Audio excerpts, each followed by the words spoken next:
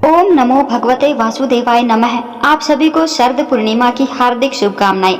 आज हम आपको शरद पूर्णिमा की व्रत कथा सुनाने वाले हैं। आज आश्विन मास की पूर्णिमा तिथि है, जिसे शरद पूर्णिमा के नाम से भी जाना जाता है। यह पूर्णिमा साल की सबसे बड़ी पूर्णिमा तिथि मानी जाती है।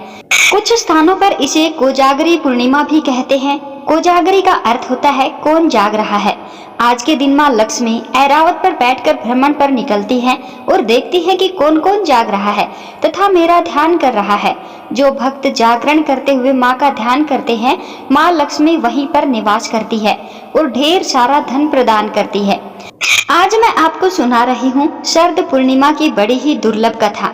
इस कथा को पूरा सुनने से भगवान श्री लक्ष्मी नारायण जी अत्यधिक प्रसन्न होते हैं और सभी मनोकामनाएं पूर्ण करते हैं। तो आप लोग बड़ी श्रद्धा भाव से और प्रसन्नचित मन से इन कथाओं को पूरा अवश्य सुनिएगा।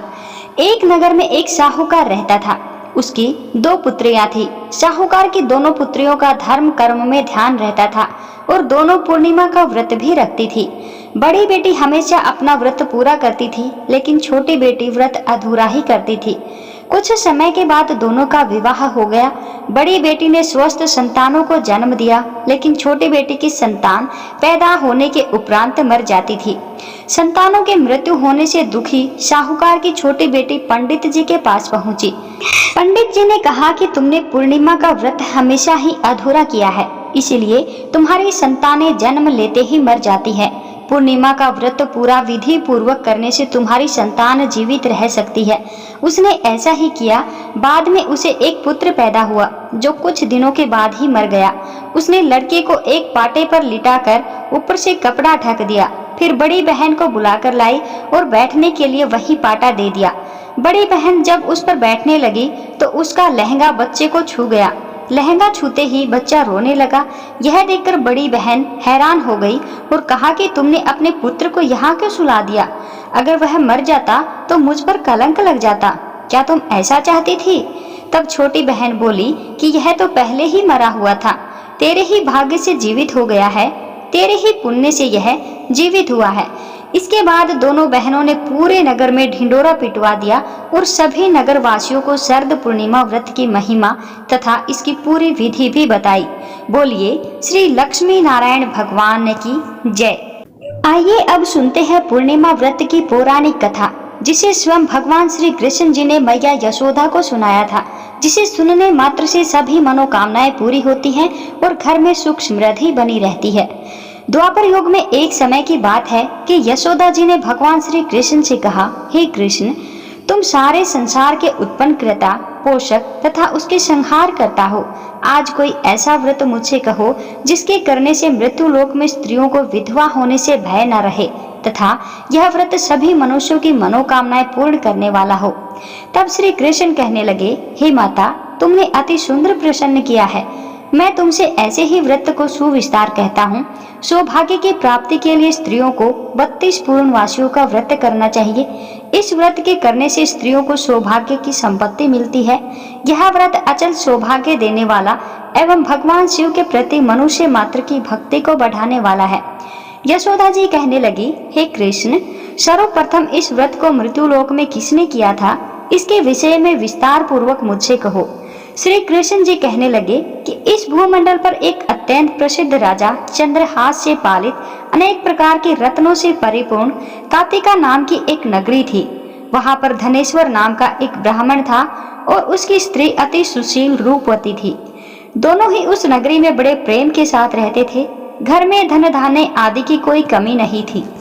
उनको एक बहुत बड़ा दुख था कि उनके कोई संतान नहीं थी। इस दुख से वह अत्यंत दुखी रहते थे। एक समय एक बड़ा तपस्वी योगी उस नगरी में आया। वह योगी उस ब्राह्मण के घर को छोड़कर अन्य सब घरों से भिक्षा लाकर भोजन किया करता था। रूपवती से वह भिक्षा नहीं लिया करता था। उस योगी ने एक दिन रूपवती से भिक्षा न लेकर किसी अन्य घर से भिक्षा लेकर गंगा किनारे जाकर भिक्षा पात्र को प्रेम पूर्वक वो खा रहा था कि धनेश्वर ने योगी का यह सब कार्य किसी प्रकार से देख लिया। अपनी भिक्षा के अनादर से दुखी होकर धनेश्वर योगी से बोला, हे महात्मन, आप सब घरों से भिक्षा लेते हैं, परंतु मेरे घर की भिक्षा आप कभी नहीं लेते, इसका कारण क्या है? योगी ने कहा, कि निसंतान के घर की भीख पतितों के अन्न के तुल्य होती है और जो पतितों का अन्न खाता है वह भी पतित ही हो जाता है। क्योंकि तुम निसंतान हो, अतः पतित हो जाने के भय से मैं तुम्हारे घर से भिक्षा कभी नहीं लेता हूँ। धनेश्वर यह बात सुनकर अपने मन में बहुत ही दुखी हुआ और हाथ जोड़कर योगी के पैरों पर गिर पड़ा तथा आंतरिक भाव से कहने लगा, हे महाराज, यदि ऐसा है तो आप मुझको पुत्र प्राप्ति का उपाय बताइए। आप सर्वज्ञ हैं, मुझ पर अवश्य ही कृपा कीजिए। धन की मेरे घर में कोई कमी नहीं है, परंतु मैं पुत्र न होने के कारण अत्यंत दुखी हूँ। आप मेरे इस दुख का हरण करें, आप सामर्थ्यवान हैं। यह सुनकर योगी कहने लगे, हे ब्राह्मण, तुम चंडी की आराधना करो। घर आकर उसने अपनी स्त्री से यह सब वृतांत कहा और स्वयं तप के निमित्त वन में चला गया। वन में जाकर उसने चंडी जी की आराधना की और उपवास किया। चंडी ने 16वें दिन उसको स्वप्न में दर्शन दिया और कहा, हे धनेश्वर, जा, तेरे घर पुत्र होगा, परंतु वह 16 वर्ष की आयु में ही मृत्यु को प्राप्त हो जाएगा। यदि तुम दोनों स्त्री पुरुष 32 पूर्णवासियों का व्रत विधि पूर्वक करोगे तो वह दीर्घायु को प्राप्त होगा। जितनी तुम्हारी सामर्थ्य हो, आटे के दिए बनाकर शिव जी का पूजन करना, परंतु पूर्णवासी को 32 हो जाने चाहिए। प्रातःकाल होने पर इस स्थान के समीप ही तुम्हें एक आम का वृक्ष दिखाई देगा। तुम उस वृक्ष पर चढ़कर एक फल तोड़कर शीघ्र अपने घर चले जाना। अपनी स्त्री से सब वृतांत कहना। ऋतु स्नान के पश्चात वह स्वच्छ होकर भगवान जी शंकर जी का ध्यान करके उस फल को खा लेगी। तब शंकर भगवान की कृपा से उसको गर्भ हो जाएगा। जब वह ब्राह्मण प्रातःकाल उठा तो उसने उस स्थान के पास ही एक आम का वृक्ष देखा जिस पर एक अत्यंत सुंदर आम का फल लगा हुआ था। उस ब्राह्मण ने उस आम के वृक्ष पर चढ़ करके उस फल को तोड़ने का प्रयत्न किया, परंतु वृक्ष पर कई बार प्रयत्न करने पर भी वह चढ़ न पाया। तब तो उस ब्राह्मण को बहुत ही चिंता हुई और विघ्न विनाशक श्री गणेश जी की वंदना करने लगा। हे दयानिधे, आप अपने भक्तों को विघ्नों का नाश करके उनके मंगल कार्य को करने वाले, दुष्टों का नाश करने वाले, रिद्धि सिद्धि को देने वाले, आप मुझ पर कृपा करके इतना बल दें कि मैं अपने मनोरथ को पूर्ण कर सकूं। इस प्रकार गणेश जी की प्रार्थना करने पर उनकी कृपा से धनेश्वर वृक्ष पर चढ़ गया और उसने एक अति सुंदर आम का फल देखा।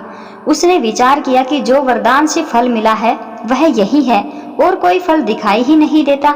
उस धनेश्वर ब्राह्मण ने जल्दी से उस फल को तोड़कर अपनी स्त्री को ला कर दिया और उसकी स्त्री ने अपने पति के कथन अनुसार उस फल को खा लिया और वह गर्भवती हो गई।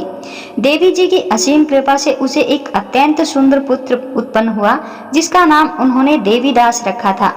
माता पिता के हर्ष और शोक के साथ वह बालक शुक्ल पक्ष के चंद्रमा की भांति अपने पिता के घर में बढ़ने लगा। भवानी की कृपा से वह बालक बहुत ही सुंदर, सुशील और विद्या में पढ़ने में बहुत ही निपुण हो गया। दुर्गा की आज्ञा अनुसार उसकी माता ने 32 पूर्णवासी व्रत रखना आरंभ कर दिया था जिससे उसका पुत्र बड़ी आयु वाला हो जाए। 16वां वर्ष लगते ही देवीदास के माता पिता को बड़ी चिंता हो गई कि कहीं उनके पुत्र की इस वर्ष मृत्यु न हो जाए। इसलिए उन्होंने अपने मन में विचार किया कि यदि यह दुर्घटना उनके सामने हो गई तो वो कैसे सहन कर सकेंगे। उन्होंने देवीदास के मामा को बुलाया और कहा कि हमारी इच्छा है कि देवीदास 1 वर्ष तक काशी में जाकर विद्या ग्रहण करे और उसको अकेला भी नहीं छोड़ना चाहिए। इसीलिए साथ में तुम चले जाओ और 1 वर्ष के पश्चात इसको वापस लौटा लेना। यह प्रबंध करके उसके माता पिता ने काशी जाने के लिए देवीदास को एक घोड़े पर बैठाकर उसके मामा को उसके साथ कर दिया। किंतु यह बात उसके मामा या किसी और से उन्होंने नहीं कही। धनेश्वर ने संपत्ति अर्थात अपनी पत्नी के साथ अपने पुत्र की मंगल कामना तथा दीर्घायु के लिए भगवती दुर्गा की आराधना और पूर्णवासियों का व्रत करना आरंभ कर दिया। इस प्रकार बराबर 32 पूर्णवासी का व्रत किया। कुछ समय पश्चात एक दिन वह दोनों मामा और भांजा मार्ग में रात्रि बिताने के लिए किसी ग्राम में ठहरे हुए थे।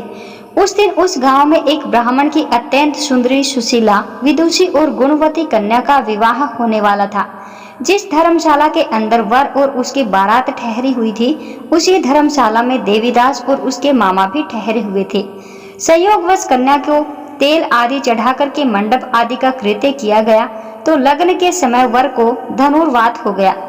तत्पश्चात वर के पिता ने अपने कुटुंबियों से परामर्श करके निश्चय किया कि यह देवीदास मेरे पुत्र जैसा ही सुंदर है, मैं इसके साथ ही लग्न करा देता हूँ। और बाद में विवाह के अन्य कार्य मेरे लड़के के साथ हो जाएंगे। ऐसा सोचकर वह देवीदास के मामा से जाकर बोला कि तुम थोड़ी देर के लिए अपने भांजे को हमें दे दो, जिससे विवाह के लगन का सब कृत्य सुचारू रूप से हो सके। तब उसका मामा कहने लगा कि जो कुछ भी मधुरपक आदि कन्यादान के समय वर को मिले वह सब हमें दे दिया जाए, तो मेरा भांजा इस बारात का दूल्हा बन जाएगा। यह बात वर के पिता के द्वारा स्वीकार कर लेने पर उसने अपने भांजे को वर बनने के लिए भेज दिया और उसके पश्चात सब विवाह कार्य रात्रि में विधि पूर्वक संपन्न हो गए। पत्नी के साथ वह भोजन न कर सका और अपने मन में सोचने लगा कि न जाने यह कैसी स्त्री होगी। वह एकांत में इसी सोच में गर्म निश्वास छोड़ने लगा तथा उसकी आंखों में आंसू भी आ गए। तब वधू ने पूछा कि क्या बात है, आप इतने उदासीन व दुखी क्यों हो रहे हैं? तब उसने सब बातें जो वर के पिता व उसके मामा के बीच हुई थी उसको बता दी। तब कन्या कहने लगी कि यह ब्रह्म विवाह के विपरीत कैसे हो सकता है? देव, ब्राह्मण और अग्नि के सामने मैंने आपको ही अपना पति बनाया है, इसीलिए आप ही मेरे पति हैं। मैं आपकी ही पत्नी रहूंगी, किसी अन्य की कदापि नहीं। तब देवीदास ने कहा, ऐसा मत करिए, क्योंकि मेरी आयु बहुत थोड़ी है। मेरे पश्चात आपकी क्या गति होगी, इन बातों को अच्छी तरह से विचार लो। परंतु वह दृढ़ विचार वाली थी, बोली कि जो आपकी गति होगी वही मेरी गति होगी। हे स्वामी, आप उठिए और भोजन करिए, आप निश्चय ही भूखे होंगे। इसके बाद देवीदास और उसकी पत्नी दोनों ने भोजन किया तथा शेष रात्रि वे सोते रहे। प्रातःकाल देवीदास ने अपनी पत्नी को 3 नगों से जुड़ी हुई एक अंगूठी दी, एक रुमाल दिया और बोला कि हे प्रिय, इसे लो और संकेत समझकर स्थिर चित्त हो जाओ। मेरा मरण और जीवन जानने के लिए एक पुष्प वाटिका बना लो, उसमें सुगंधी वाली एक नव मल्लिका लगा लो, उसको प्रतिदिन जल से सींचा करो और आनंद के साथ खेलो कूदो तथा उत्सव मनाओ। जिस समय और जिस दिन मेरा प्राणांत होगा ये फूल सूख जाएंगे और जब ये फिर से हरे हो जाएं तो जान लेना कि मैं जीवित हूँ। यह बात निश्चय करके समझ लेना, इसमें कोई संदेह नहीं है, कोई संशय नहीं है। यह समझाकर वह चला गया। प्रातः काल होते ही वहां पर गाजे बाजे बजने लगे और जिस समय विवाह के कार्य समाप्त करने के लिए वर तथा सब बाराती मंडप में आए तो कन्या ने वर को भले प्रकार से देखकर अपने पिता से कहा कि यह मेरा पति नहीं है, मेरा पति वही है जिसके साथ रात्रि में मेरा पानी ग्रहण हुआ था, इसके साथ मेरा विवाह नहीं हुआ है। यदि वह यही है तो बताएं कि मैंने इसको क्या दिया। मधुपर्क और कन्यादान के समय जो मैंने भूषण आदि इन्हें दिए थे वो उन्हें दिखाए तथा रात में मैंने क्या गुप्त बातें कही थी वह सब सुनाए। पिता ने उसके कथन अनुसार वर को बुलवाया। कन्या की यह सब बातें सुनकर वह कहने लगा कि मैं कुछ नहीं जानता। इसके पश्चात लज्जित होकर वहां से चला गया और सारी बारात भी अपमानित होकर के वहां से लौट गई। भगवान श्री कृष्ण बोले, हे माता, इस प्रकार देवीदास काशी विद्या ग्रहण के लिए चला गया। जब कुछ समय बीत गया और काल से प्रेरित होकर एक सर्प रात्रि के समय उसको डसने के लिए वहां पर आया। उस विषधर के प्रभाव से उसके शयन का स्थान चारों ओर से विष की ज्वाला से विषैला हो गया, परंतु व्रतराज के प्रभाव से उसको काटने न पाया, क्योंकि पहले ही उसकी माता ने 32 पूर्णिमा का व्रत कर रखा था। इसके बाद मध्याह्न के समय स्वयं काल वहां पर आया और उसके शरीर से उसके प्राणों को निकालने का प्रयत्न करने लगा, जिससे वह मूर्छित होकर पृथ्वी पर गिर पड़ा। भगवान की कृपा से उसी समय पार्वती जी के साथ भगवान शंकर जी भी वहां पर आ गए। उसको मूर्छित दशा में देखकर पार्वती जी ने भगवान शंकर से प्रार्थना की कि हे महाराज, इस बालक की माता ने पहले 32 पूर्णिमा का व्रत किया था, जिसके प्रभाव से हे भगवान आप इसको प्राण दें। भवानी के कहने पर भक्त वत्सल भगवान शिव जी ने उसको प्राणों का दान दे दिया। इस व्रत के प्रभाव से काल को भी पीछे हटना पड़ा और देवीदास स्वच्छ होकर बैठ गया। उधर उसकी स्त्री उसके काल की प्रतीक्षा किया करती थी। जब उसने देखा कि पुष्प वाटिका के पत्र पुष्प कुछ भी नहीं रहे तो उसको अत्यंत आश्चर्य हुआ और जब वह वैसे की वैसी हरी भरी हो गई तत्पश्चात वह जान गई कि वह जीवित हो गए हैं। यह देखकर वह बहुत ही प्रसन्न मन से अपने पिता से कहने लगी कि पिताजी, मेरे पति जीवित हैं, आप उनको ढूंढिए। जब 16वां वर्ष व्यतीत हो गया तो देवीदास भी अपने मामा के साथ काशी से चल दिया। इधर उसके ससुर उसको ढूंढने के लिए अपने घर से जाने ही वाले थे कि दोनों मामा भांजा वहां पर आ गए। उसको आया देखकर उसका ससुर बड़ी प्रसन्नता के साथ अपने घर में उन्हें ले गया। उस समय नगर के निवासी भी वहां इकट्ठे हो गए और सबने निश्चय किया कि अवश्य ही इसी बालक के साथ इस कन्या का विवाह हुआ था। उस बालक को जब कन्या ने देखा तो पहचान लिया और कहा कि यह तो वही है जो संकेत करके गया था। तदुपरांत सभी कहने लगे कि भला हुआ जो यह आ गया, और सब नगर वासियों ने आनंद मनाया। कुछ दिन बाद देवीदास अपनी पत्नी और मामा के साथ अपने ससुर के घर से बहुत सा उपहार आदि लेकर के अपने घर के लिए प्रस्थान किया। जब वह अपने गांव के निकट आ गया तो कई लोगों ने उसको देखकर उसके माता पिता को पहले ही जाकर खबर दी कि तुम्हारा पुत्र देवीदास अपनी पत्नी और मामा के साथ घर वापस आ रहा है। ऐसा समाचार सुनकर पहले तो उन्हें विश्वास नहीं हुआ, किंतु जब और लोगों ने भी आकर उनको ये बात बताई, उनकी बात का समर्थन किया, तो उनको बड़ा ही आश्चर्य हुआ। लेकिन थोड़ी देर में देवीदास ने आकर अपने माता पिता के चरणों में अपना सिर रख करके प्रणाम किया और उसकी पत्नी ने अपने सास ससुर के चरणों को स्पर्श किया तो माता पिता ने अपने पुत्र और पुत्र वधू को अपने हृदय से लगा लिया और दोनों की आंखों से प्रेमाश्रु बह चले। अपने पुत्र और पुत्र वधू के आने की खुशी में धनेश्वर ने बड़ा भारी उत्सव किया और ब्राह्मणों को भी बहुत सा दान दक्षिणा देकर के प्रसन्न किया। श्री कृष्ण जी कहने लगे कि इस प्रकार धनेश्वर 32 पूर्णिमासियाओं के व्रत के प्रभाव से पुत्रवान हो गया। जो भी स्त्रियां इस व्रत को करती हैं वे जन्म जन्मांतर में वैधव्य का दुख नहीं भोगती और सदैव सौभाग्यवती रहती हैं। यह मेरा वचन है, इसमें कोई संदेह नहीं मानना। यह व्रत पुत्र पौत्रों को देने वाला तथा संपूर्ण मनोकामनाओं को पूर्ण करने वाला है। 32 पूर्णिमाओं का व्रत करने से वृत्ति की सब इच्छाएं भगवान शिव जी की कृपा से पूर्ण हो जाती हैं। एक बार प्रेम से बोलिए, ओम नमो भगवते वासुदेवाय नमः। जय जय श्री कृष्णा, जय जय श्री राधे।